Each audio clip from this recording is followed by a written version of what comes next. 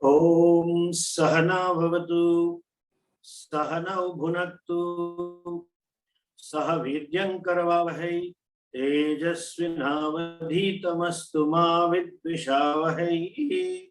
Om Shanti Shanti Shanti.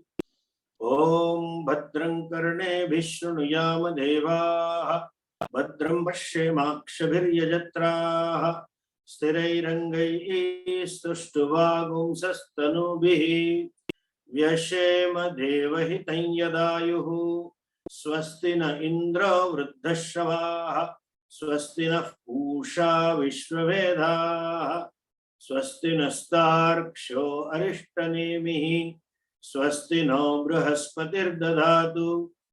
Om Shanti Shanti Shanti.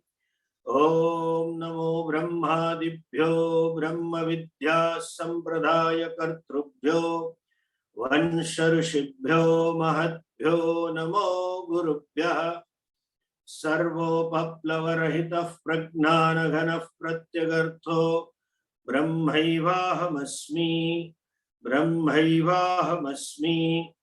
Om Shanti Shanti Shanti. Shruti Smriti Purananam Alayam Karunalayam Namami Bhagavat Padam Shankaram Loka Shankaram Shankaram Shankaracharyam Keshavam Badarayanam Sutra Bhashya Krutau Vande Bhagavantau Punah Punah Ishvaro Gururatmeti Murti Bheda Vibhagine Vyomavad Vyapta Dehaya Dakshinamurtaye Namaha Ajnanatimirandasya Gnananjana Shalakaya Chakshurunmilitayena Tasmai Shri Gurave Namaha. Om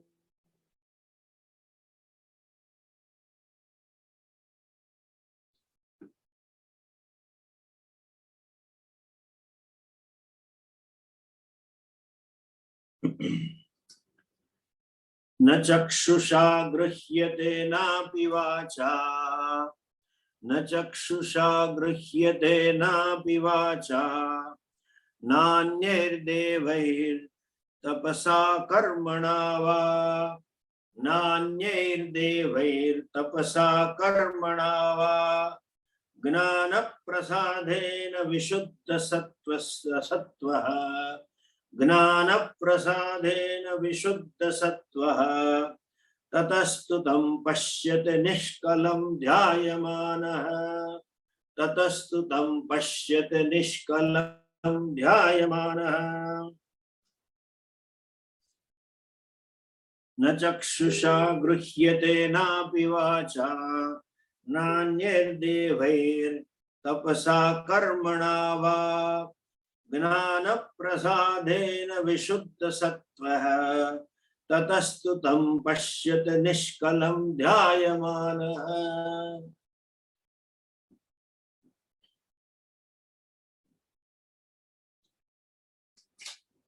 Last time we saw how Lakshyartha works, or what do we mean by Lakshyartha. And this is the methodology of teaching, that it will be full of some contradiction, or this is how they teach. Adhyaropa apavada, assertion and negation. Last time I gave example. Shastra would say, first of all, that Atma is Sakshi. And the same Shastra would say Atma is not Sakshi. Okay? So, assertion is from one standpoint of view. It is to tell that you are not body-mind complex. That I am different from physio-psycho complex. But when the Sakshi word is used, witness, the meaning, the direct meaning may create a confusion that I am witnessing all the time. Then it becomes a karta. Then in witnessing of only one body, limited to one body. So Sakshitvam was asserted, and then Sakshitvam is negated. The negation is from the standpoint that it is not mere Sakshi, witnessing, much less it is confined to this particular body. The Sakshi is Saksham. Sakshi is Jagat Karanam Brahman. So that is what is to be told. Therefore, assertion and negation process continues. Here he says, Nanyaihi devaihi tapasa karmanava. Na anyaihi devaihi, not through any other sense organs, neither by tapas nor by karma. What does it mean by neither by tapas? Earlier mantra, it said that you have to know by tapasa. Same thing is told in Taittiriya Upanishad, tapasa brahma vijijnasasva, tapo brahmeti. Here, one should know, one should have clarity about what is the primary means and secondary means. The problem is twofold. It is not of not knowing the self, knowing it otherwise, knowing it to be anatma, and this knowing of self as anatma is there for ages, for so many janmo anadi kala pravruddho. And therefore, there is a jivatma whose mind is filled with antakaranam, full of likes and dislikes, technically called as ashuddhi. Primary problem of ignorance can be eliminated only when mind is ready, relatively shuddha, ready to understand, ready to grasp, ready to appreciate the truth. And that is why that the means that are talked about here in the earlier section, in the earlier mantra, not section, that you have to know it through tapas. You know, that was from the secondary, for the secondary means. You know, satya, that when he says, in the mantra, sixth mantra, it's fifth mantra, he said, satyena labhyas tapasa yesha atma. Tapas is a secondary means, and here when tapas is negated, it is to, there is a different standpoint, that tapas is not the primary means. It is like the person who has some tumor in the stomach and he is having pain. To be free from that pain, he needs to be operated on. Simple as that. The operation is a primary means. The tumor has to be removed. It's benign tumor, but has to be removed. But then secondary secondary obstacle is very much impeding. He has a high blood pressure. The patient has a high sugar. So the doctor cannot operate unless and until they bring down the sugar and pressure to manageable limits. So first, secondary means needs to be addressed. Secondary problem needs to be operated on. A doctor has to administer the medicines which can reduce his blood pressure and diabetes. So it is said that this person can be cured by these medicines which are meant for diabetes and blood pressure. At the same time, it can be said, this person will not be cured by this medicine curing diabetes and blood pressure. When it is said it can be cured through these medicines, which actually reduces diabetes and blood pressure, it only means that it addresses the secondary means, whereby that person becomes ready to be operated upon, fit to be operated upon, qualified to be operated upon. And when it is said these medicines which reduces diabetes and blood pressure cannot cure the patient, it only means it is not the ultimate means. It is not the primary means. It is to prepare you for operation. The ultimate or the primary means for cure to be cured is surgery. Therefore, it is not the means. So also tapas is a means as well as not a means. Satyena labhyas tapasa yesha atma. Satya and tapas is by satyam and tapas you gain the atma, meaning thereby these are the means to prepare the mind to gain the knowledge. Understand?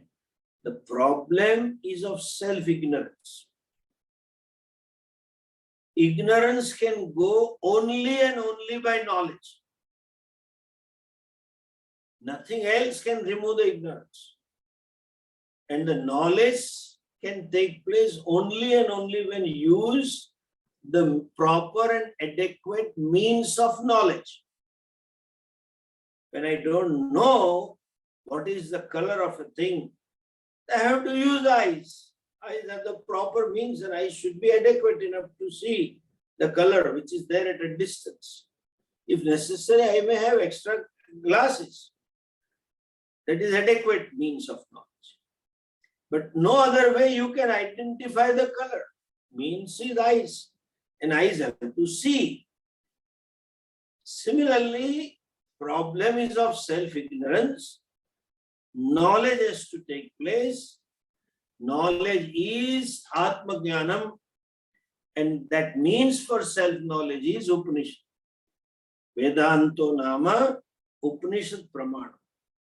But this proper, even if one employs proper and adequate means, still it may not work if you are not ready for the knowledge. Every knowledge presupposes necessary preparedness. So here, tapas is, earlier was said that tapas is a means for gaining necessary preparedness. In Taittiriya Upanishad, when it is said, tapasa brahma vijignasasva, may you know by tapas, there, tapsa means the yasya gnanamayam tapas. Knowledge is tapas. And here, na tapasa. Na tapasa means tapas is not the primary means. Tapas is meant here religious discipline. Na karmana, not even karma. Karma also cannot gain the knowledge. Karma can produce a result, but it can never ever reduce, can never ever remove the self-ignorance. Therefore, na karmana. Wow. Then he says, Vishuddha sattaha gnana prasadena dhyayamanaha tam nishkalam pashyate. That is a prose order. Vishuddha sattvaha dhyayamanaha vishuddha sattvaha gnana prasadena tam nishkalam pashyate. Okay? Vishuddha sattvaha, one who is having pure mind. Sattva is antahkarana. One who has a pure mind, and dhyayamana, that person who is dhyayamana, one who is doing self-inquiry, nishkalam tam pashyate. He sees that partless Brahman. He recognizes partless Brahman as himself. Okay? Why Vishuddha Sattva?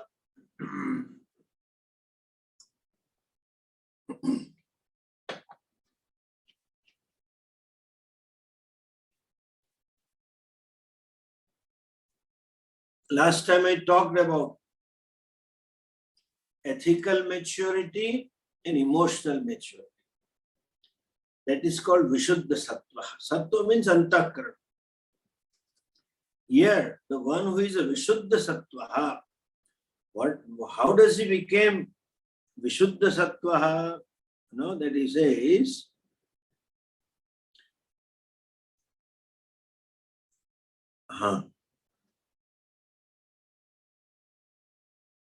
Vishuddha Antakarana. He is free from impurity of the mind. Then the question comes, what are the impurities of the mind? Impurity of the mind is raga dvesha. So, we have seen earlier, through karma yoga, through bhakti, and through tapas and ethical life, the person becomes free from raga dvesha. Okay? When I say free from raga dvesha, it doesn't mean absence of raga dvesha. Free from raga dvesha means free from the hold of likes and dislikes. You are not governed, you are not ruled, you are not dictated by those likes and dislikes. That is free from raga dvesha. In other words, raga dvesha stands neutralized. Raga dveshas become incapacitated to dictate you. Raga dveshas become incapacitated to bring you under the spell of under their spell, under their sway. So you are master of your likes and dislikes. That is called Vishuddha Sattva. That mastery of over what is the mastery? That's the real human freedom. What is human freedom? That I can do the things even if my mind doesn't feel like doing. There is a dvesha. I don't want to do. No, I can push myself. And I can stop myself, refrain myself from doing a thing even if I feel like doing. There is a raga. I want it. But if it is illegitimate or improper, I can refuse myself. I can deny myself. That inner strength is Vishuddha. That is called mastery over raga dvesha. Okay? That is called purity of the heart. That is a strength. Therefore, Upanishad says, Nayam Atma Balahina Lapya. The person without balam cannot gain Atma. That doesn't mean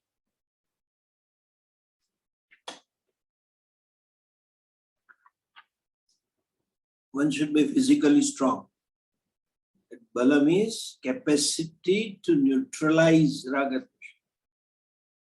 Capacity not to come under the sway of likes and dislikes. That is Ashuddha. Therefore, Shankaracharya ji writes, what does he say? Look at that. Bahya Vishaya Ragadi Dosha Kalushitam. Mind is contaminated by likes and dislikes regarding external world, external object. That aprasannam ashuddham. Its mind is impure, not cheerful. Prasannam means cheerful. Not relaxed. That mind. Sun, if that is a mind, avabodhayati nityam sannihitam api atmatattvam malavanadham iva adarsham. If such a mind goes to a teacher and studies the self, studies the self-knowledge, for whatever reason, some grace or purva punya or shraddha or whatever reason, he or she may teacher's capacity to arrest his likes and dislikes momentary, gain the knowledge. But that knowledge is the what kind of knowledge he gains. He says, Malanavaddham iva adarsh.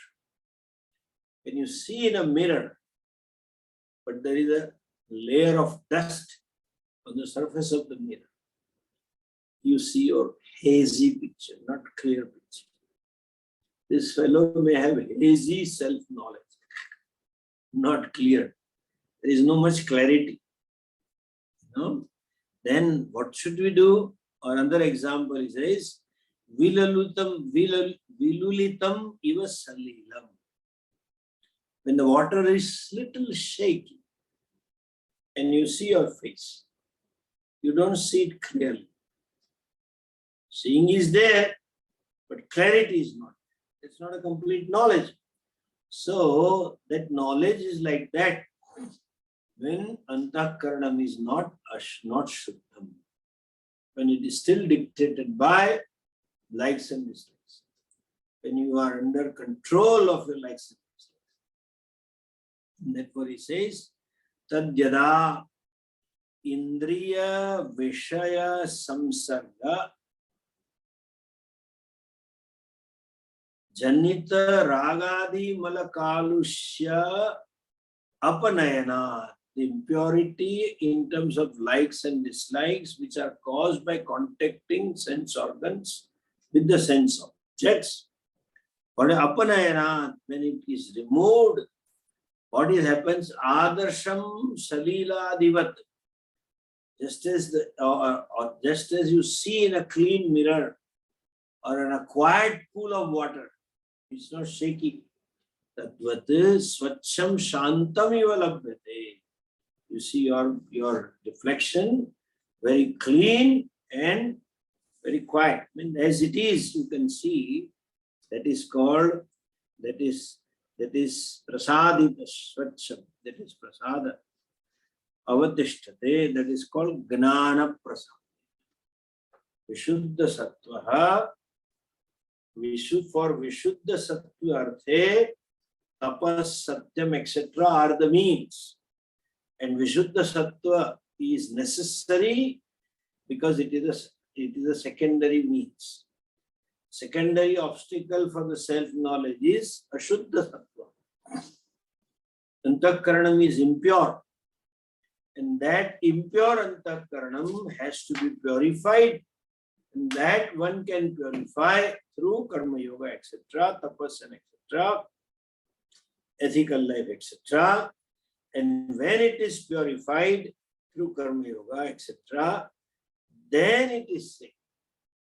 It can gain knowledge, provided it has a teacher available. Shrotriya Acharya is available.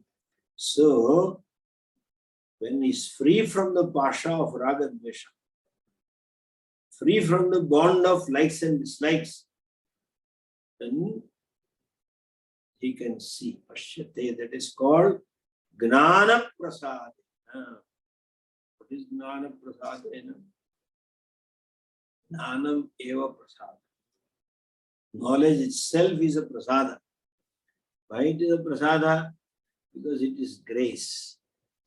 And you can gain the knowledge with reverence. For a teacher in the Shastra, you can gain the knowledge with a proper attitude towards Guru and Shastra. And then, who is this person? Dhyayamanaha nishkalam pasya. Dhyayamanaha means Shravana Manana Nididhyasanam Krutavantaha. The one who is doing Shravana Manana Nididhyasanam, that person. And the one who is making self-inquiry, that person. Pashyate. He sees. What does he see? Nishkalam. without any parts. The self which is partless, that means which is no fraction, no fragmentation, there is no part. Then that being a case, how do you say Jiva is the Amsha of Brahman? It is indivisible, like the space is indivisible. Though we say 5 liters pot space, though we say 10-liter pot space, but it is indivisible. So, Vishuddha Shatraha Pashyate will see the self. Okay? And when does it see? Tapasa, by the life of tapas. Or inquiry, eva tapas. Look at the next mantra. We had seen a little bit of it. And we can continue further. Yeshonuratma chetasa veditavyaha. Yeshonuratma chetasa veditavyaha. Yasmin pranah panchadha samvivesha. Yasmin pranah panchadha samvivesha. Pranaishchittam sarvamotam prajanam. Pranaishchittam sarvamotam prajanam. Yasmin vishuddhe vibhavatyesha atma. Yasmin vishuddhe vibhavatyesha atma. Eshonuratma chetasa veditavyaha. Yasmin pranah panchadha samvivesha. Pranaishchittam sarvamotam prajanam. Yasmin vishuddhe vibhavatyesha atma.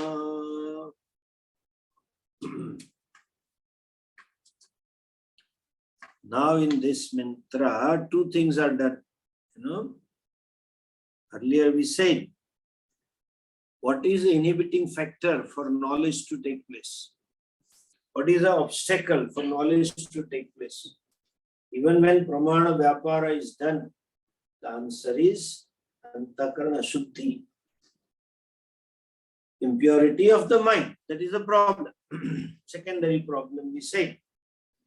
Because of which one may know the self, but his or her lifestyle or his or her attitudes, etc., may not appear to be in conformity with the wisdom that he has or she has, claims to have. So, the answer to this question is given here. Okay? What is the answer? There are some inhibiting factors also, even after the knowledge has taken place. And what are the inhibiting factors? Or what are the blocks that can come in gaining the knowledge? That is, the blocks are what? Lack of subtlety of intellect. You need a very sharp and sukshma buddhi.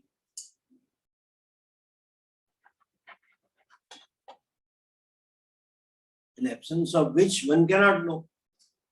So, the teacher says, Chetasa veditavyaha yasmin pranah panchada samvivesha. In whom all the pranas, 5 pranas are connected, are entered into, in whom.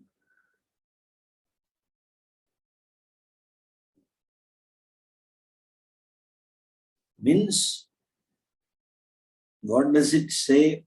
It wants to tell us there is a common misconception that how to know Atma in a meditation, in a deep meditation, keep asking, who am I, and Atma will manifest. It's not there. So teacher tells here what is the right means of self-knowledge and what is the nature of the self. Esha anuratma chetasa veditavya. This sukshma atma is to be known by the mind. Chetasa anuhu atma veditavya. One has to know the self. Okay. How it is? Pranaischa pranaihi chittam sarvamotam prajanam yasmin vishuddhe vibhavatyesha atma.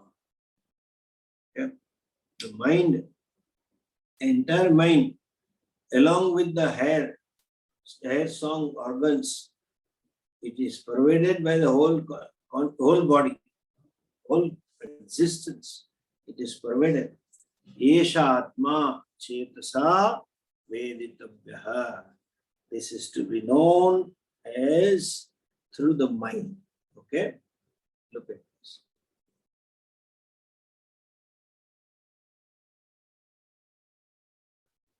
Here there is a word Anu. Anu means subtle. Subtle means that which is the cause for everything else. That is Anu. That subtle has to be known in Chetas. Now, how can you know him in Chetas? He says, he will explain how to know him through Chetas. Every knowledge can take place in Buddhi only. There is no other means or way whereby you can gain the knowledge. Buddhi only. So also self-knowledge has to take place in Buddhi. Here we say it is to be gained in Buddhi, gained by Buddhi. At the same time you say it is not gained by Buddhi or mind. Mind or Buddhi cannot reach it. Again, this 10 points. Here is purely sadhana avastha. Therefore, secondary means cure arthe. This is being told. This mantra tells about how to remove the primary means of primary means of moksha or the self-knowledge. That is Atma Vidya. That is what use is being told. Okay.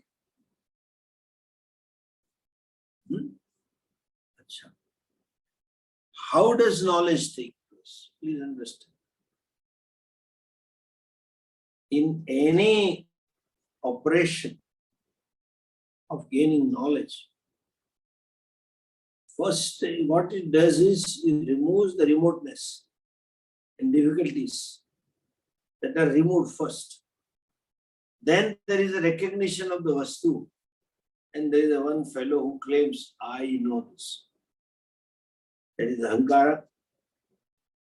I went for this. There is also lack of knowledge. So, Ahankara has to be addressed first of all. How it is addressed? There is a knower and there is a knower.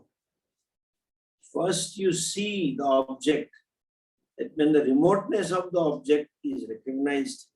Second is that conditioning object. There is a vritti that takes place here in the mind in the form of I know. There is a knower vritti. And there is another vritti called known vritti. Okay. Now the knower vritti or known vritti are the same, though there is a division available. Okay. Now, how do we know that? Why the Shruti uses the word Chetasa Veditabhyaha? So the answer is simple. Every knowledge, there is a corresponding thought form in the mind that is recognized, and then you say I know.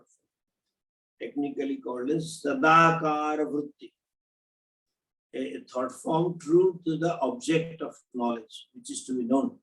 When that buddhi takes place, this triputi is there. There is a one who watches all the thoughts. But then, if you say that is you, then what is being watched is not you.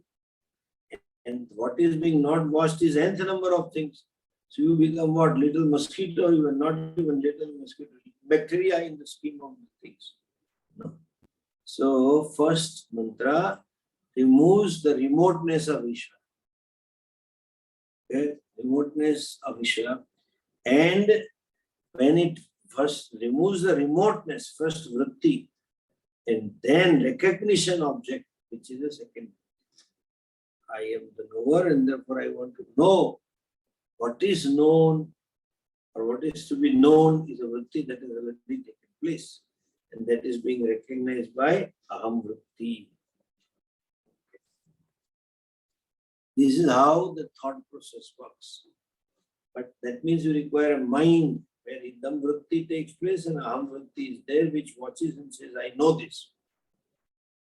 So any knowledge presupposes mind, tadakar vritti. The question comes, how did Bhagavan create the creation? Because the creation also presupposes knowledge. If the knowledge was there, that means there was the whole world was crying. Knowledge was there before. Knowledge before. And now it is crying because lack of knowledge. The answer is, only answer possible is that recognizer no more exists. It as though merges into the known and knower and knowledge that is called as akhandakara vritti. The vritti which has no parts, the vritti which has no limitations. It is called akhandakara vritti. Okay? The vritti that is free from any divisions of the thought, all that is gained by self-knowledge through mind. Let's see something more little later. Okay, let us see.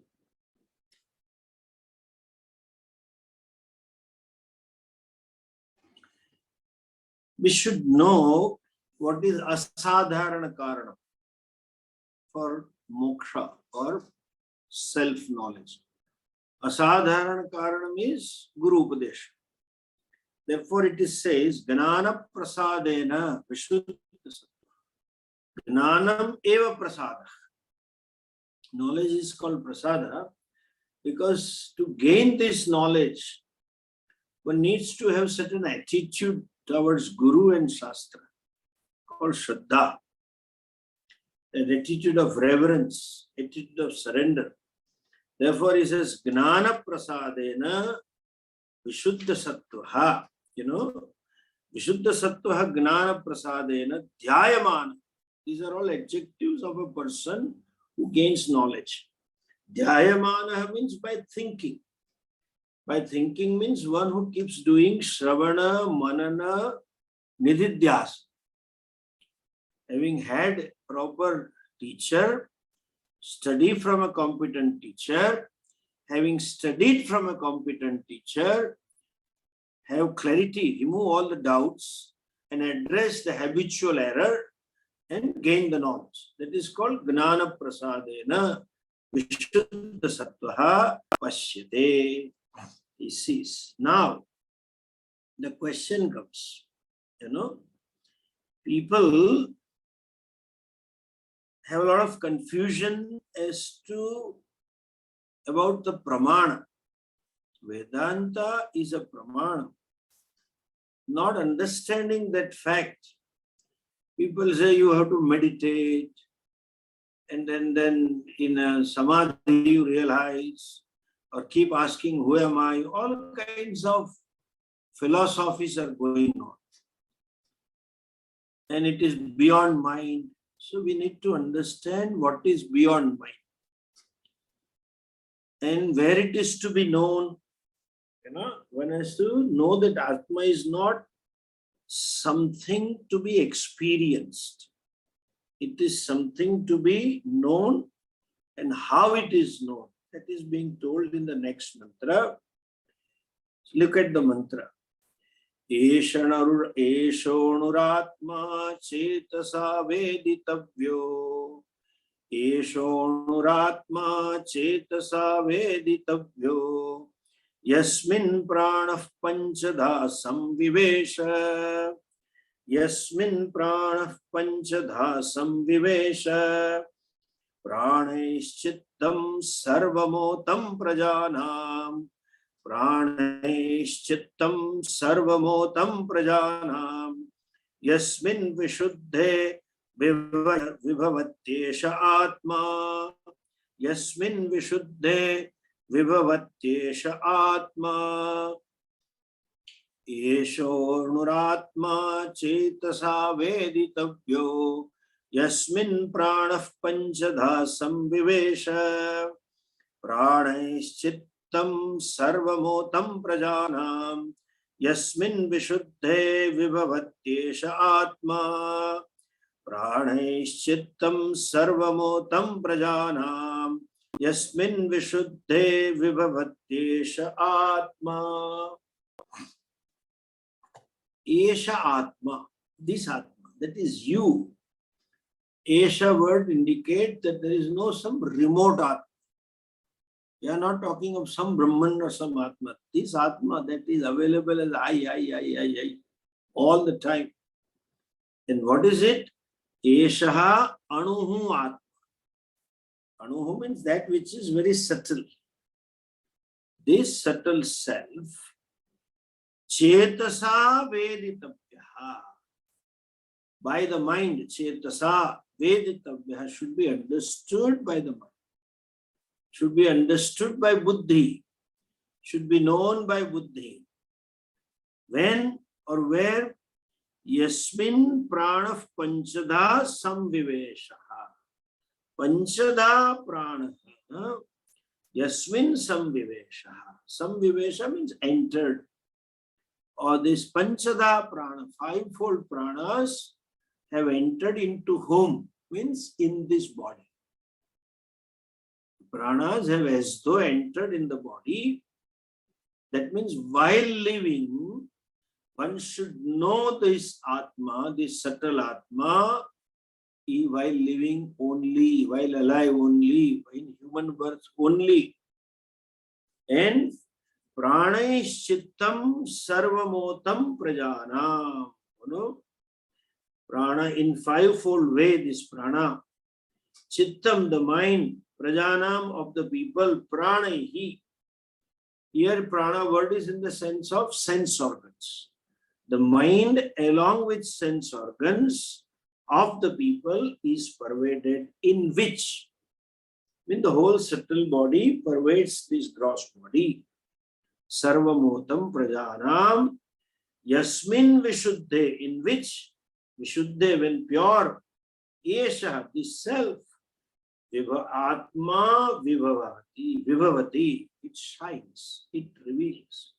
Okay, the entire mind of the people, along with these five sense organs, is pervaded by consciousness. And when the mind is vishuddham, rendered pure, made pure,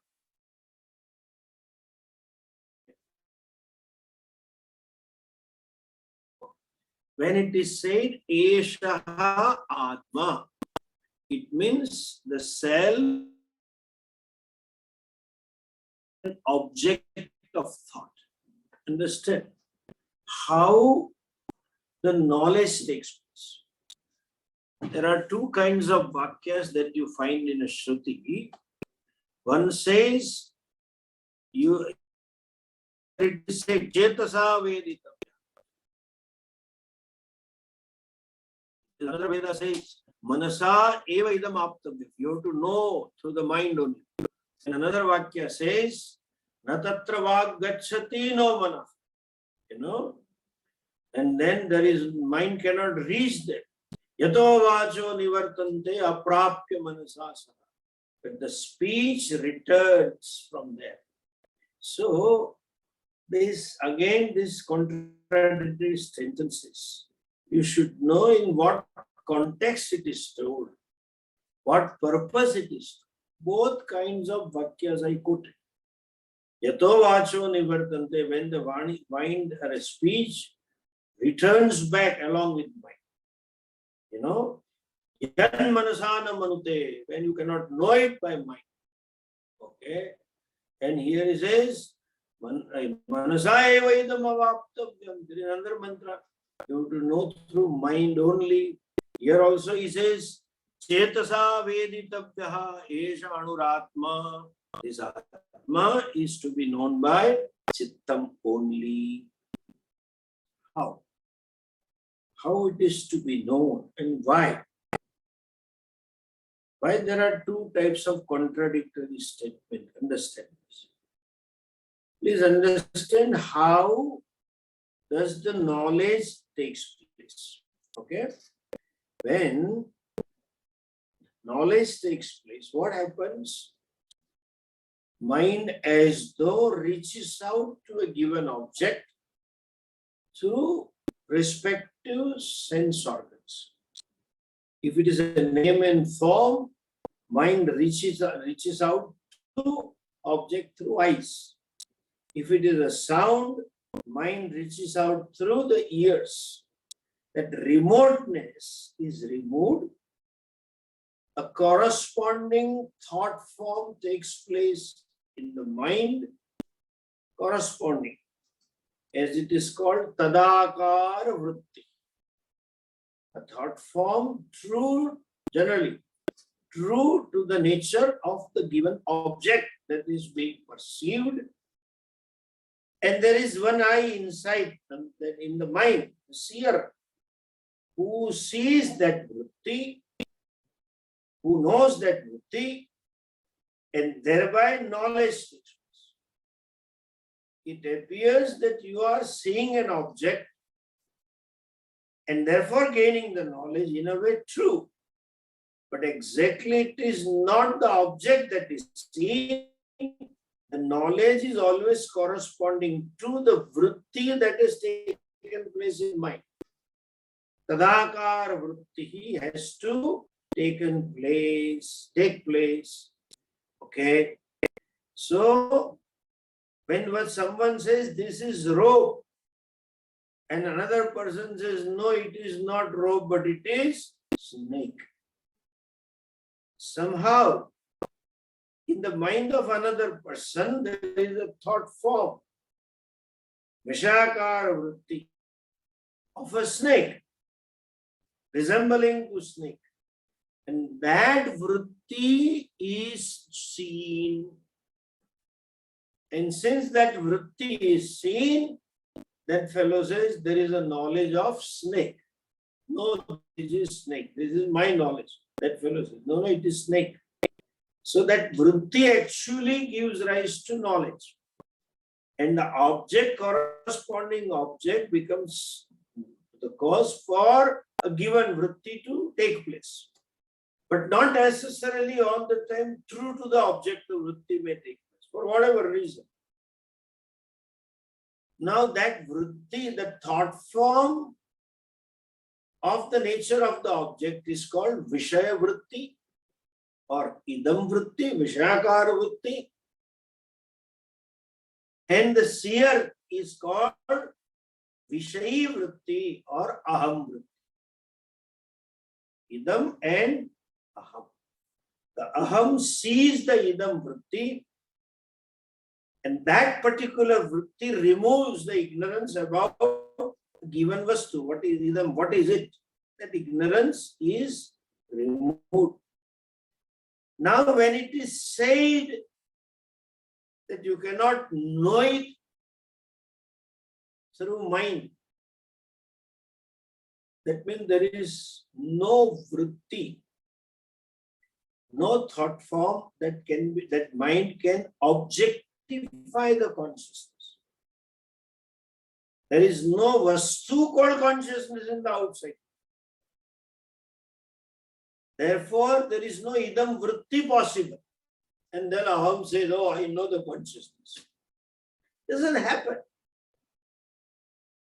What happens here? And you say, how do I know? When you say pramanam, eyes are the pramanam. I see an object, see the object through my eyes. And when the eyes see, the corresponding vritti takes place. And I see the vritti and knowledge takes place. So if when a guru is teaching, Shabda is a pramanam, then Atmakar vritti should take place. And I should see that vritti, and then the knowledge should take place. True. This looks like true, but not the way. Because mind can never objectify consciousness. There is no object called consciousness. Therefore, you cannot know it through mind. But without mind, no knowledge can take place. When this is said, that mind cannot objectify, mind cannot know it, therefore People, those who have not studied Shastra from a traditional teacher, and even if studied, have not understood the Vastu properly and the methodology, sampradaya of teaching, they say, go beyond the mind. Going beyond mind where? In a seat of meditation. In a deep meditation. These are all undefined words. Like Divyo Hyamurta Purusha. Consciousness is called Divya. They translate it as divine consciousness. Divya doesn't mean divine. Divya means self-effulgent, self-revealing. Pramana anapeksha svata siddha divya. That which does not necessitate operation of any means of knowledge. That which is self-revealing is divya. Similarly, here they define like the divine consciousness. They say, go beyond the mind and in a deep meditation. You meditate and deep meditation you realize. That is not the point. No knowledge can take place without buddhi or mind. And therefore they say, no, if you study from a teacher, then you get the knowledge, it is intellectual knowledge. Knowledge has to be intellectual. There cannot be intestinal knowledge. There cannot be kidney knowledge. Knowledge is intellectual. This not understanding pramana. What does pramana do? Vedanta is a pramanam. And how does the knowledge take place? How does it take place? True, mind is necessary. Therefore, it is said, manasa eva idam aptam. You have to gain through mind alone. And chetasa veditabhya. Here it says, by mind only you have to know how the whole prakriya is different. In any other knowledge, means any knowledge of something other than self or Brahman, there is idam vritti and aham vritti. There is a seer thought, and there is a seen thought, and there is a knowledge thought. Subject, object, and the knowledge. The knowledge takes place. Here, as though there is a fusion of both. What is being revealed by the teacher through Lakshyartha, we have discussed that. That vastu as though swallows the seer, and there is no division between seer and seen. And that thought form is called akhandakara vritti. Akhandakara vritti has to take place. You will hear this. For self-realization. How exactly like Tvam Dashmosi. The child who is looking for the 10th has concluded that 10th is lost and I am not the 10th. They keep searching. The monitor. You know the story, I'm not going to elaborate. When they met Mahatma, he says, what's the problem? He said, Dashamo Nashtaha. Mahatma smiled and he said, I'll find it out for you. I'll get you. Shraddha. They surrendered. He said, stand in a queue. They stood in a queue. Till then, the fellow is looking for 10th person. They are seeing trees. They saw a stump of tree and concluded, 10th man found, and ran and then had a disappointment. No, it's just a stump of tree, not a 10th. They saw someone else and they said, this is the guy that we are looking for, and then again disappointed. And the idam vritti was taking place. When the teacher asked them to stand in line and this fellow was outside and asked him to count 1, 2, 3, 4, 5, 6, 7, 8, 9, and then told Tvam Dashmosi, There is no aham and idam. That aham recognizes itself to be that idam which was searched for so far. So far, that dashama was looked out as idam. So far, idam. That was looking, he was searching as idam. And that idam, so far thought to be idam, is recognized as aham. There is no aham idam vritti in the mind. There is no division. And the Sanskrit word is called khanda. So that particular thought form, that particular knowledge is called akhandakara vritti. Understand? Chetasa veditabhya. The self is to be known by chittam. When it is said the consciousness of the self or Brahman is beyond mind, it only means this Brahman or the self is not an object of a given thought, not an idam vritti. Okay? It is beyond mind does not mean that mind is not required. If you say you don't require mind, I mind it. I mind that someone says mind is not required. Because mind is only instrument by which knowledge can take place. The possibility of Brahma Gnanam and possibility of moksha is there in human birth because we have mind. Animals don't seem to have well-developed mind buddhi. Therefore, they cannot understand anything. The capacity to know, Gnana Shakti is very, very limited. It is all programmed. Since we have freedom and since we are gifted with Gnana Shakti, namely called Buddhi, knowledge is possible. And knowledge includes, in context to this Upanishad, I can say, Aparavidya and Paravidya.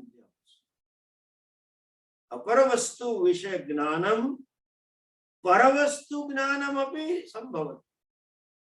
So you need mind to know the self. Means of knowledge is necessary. So the Vedanta is a means of knowledge, but that knowledge has to be handled by a teacher, competent teacher, being words, and the listener should have prasada buddhi. In sense, should have proper shraddha on a guru, but that itself is not knowledge. Though we say Vedanta Pramanam, then we say Guru is Pramanam, but ultimate Pramanam is what? Akhandakara vritti. That vritti alone removes knowledge or ignorance.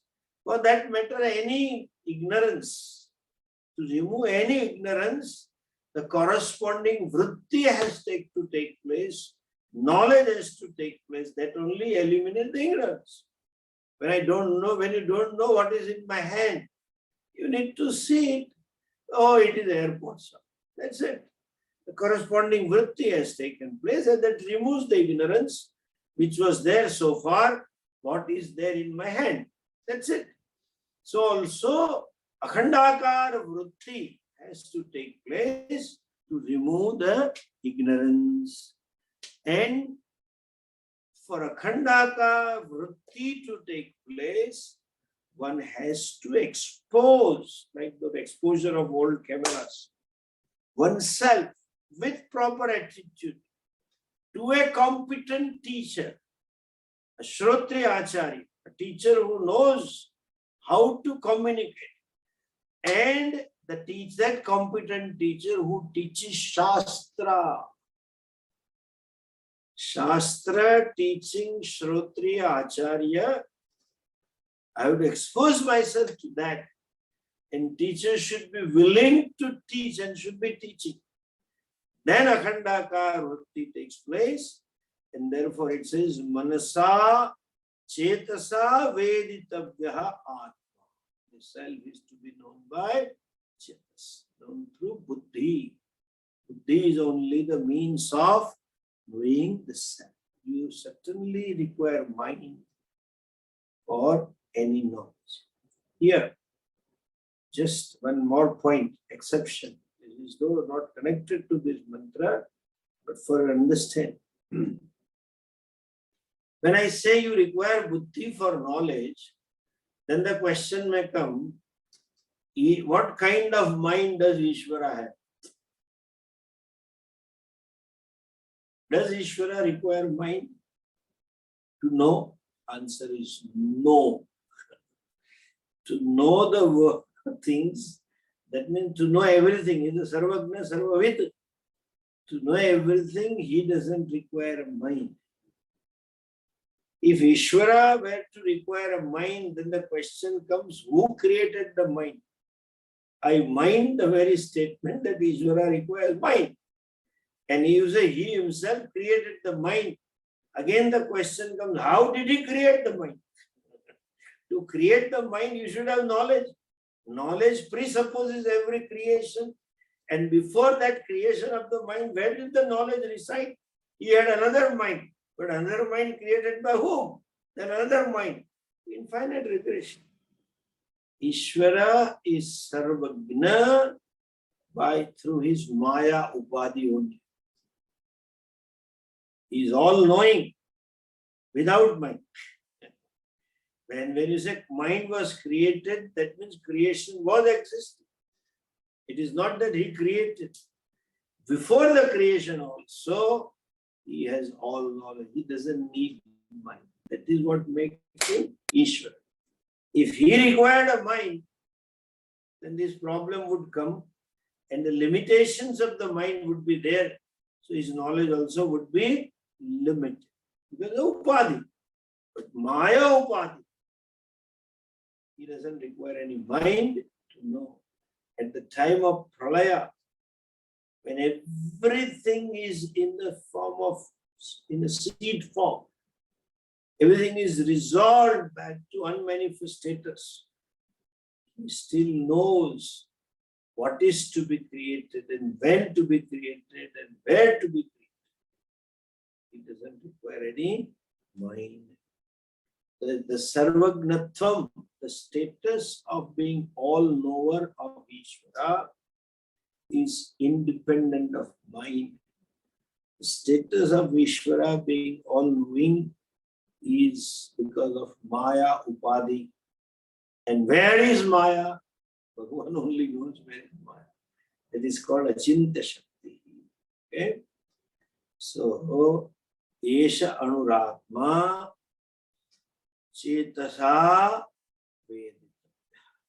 We'll see something more in this mantra in the next class tomorrow. Om Purnamadah Purnamidam Purnat Purnamudachyate Purnasya Purnamadhaya Purnamevavashishyate.